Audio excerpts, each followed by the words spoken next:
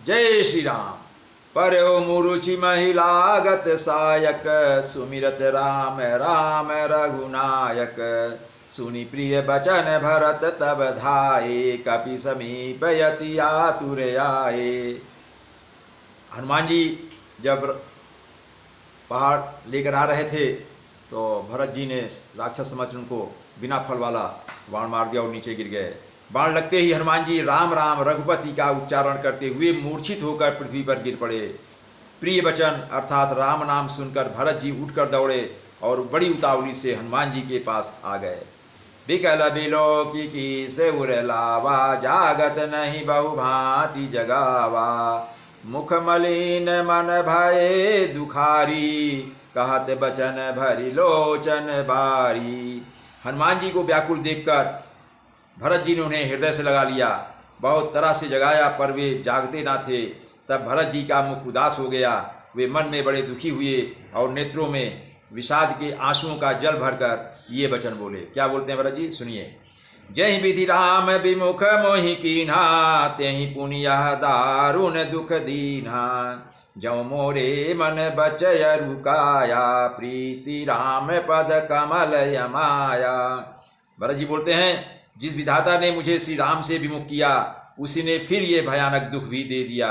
यदि मन वचन और शरीर से श्री राम जी के चरण कमलों में मेरा निष्कपट प्रेम हो तो भगवान राम मुझ पर प्रसन्न हो।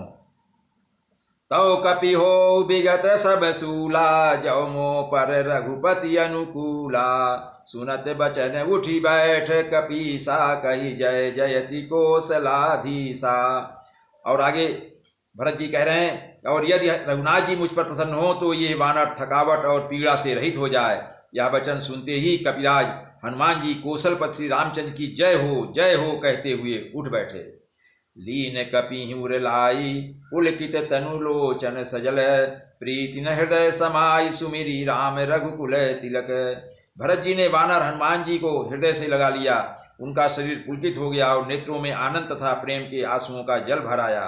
रघुकुल तिलक श्री रामचंद्र जी का स्मरण करके भरत जी के हृदय में प्रीति समाती न थी। तात कुशल कहु सुख निधान की, सहित अनुज अरु मातु जानकी। कपि सब चरित समास बखाने, भय दुखी मन महु पछिताने।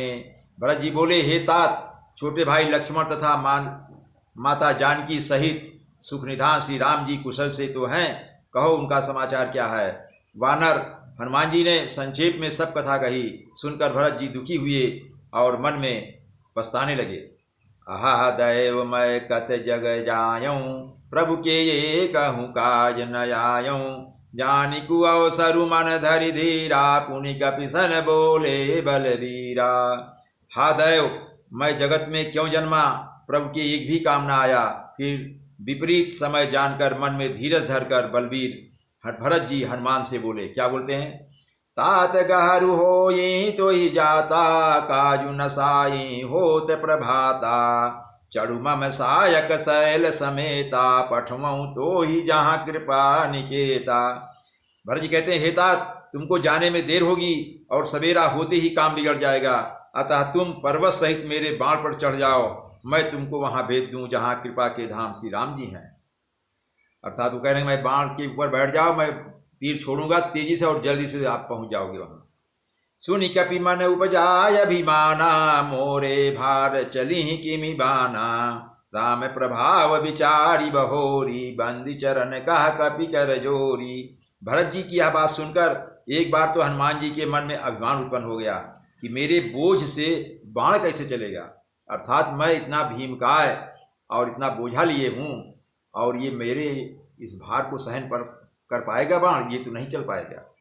ऐसा उन्हें अभिमान हो गया। किंतु फिर श्री रामचंद्र के प्रभाव का विचार करके वे भरत जी के चरणों की वंदना करके हाथ जोड़कर बोले। क्या बोले। तव प्रतापुर राखी प्रभु, जइहऊँ नाथ तुरंत।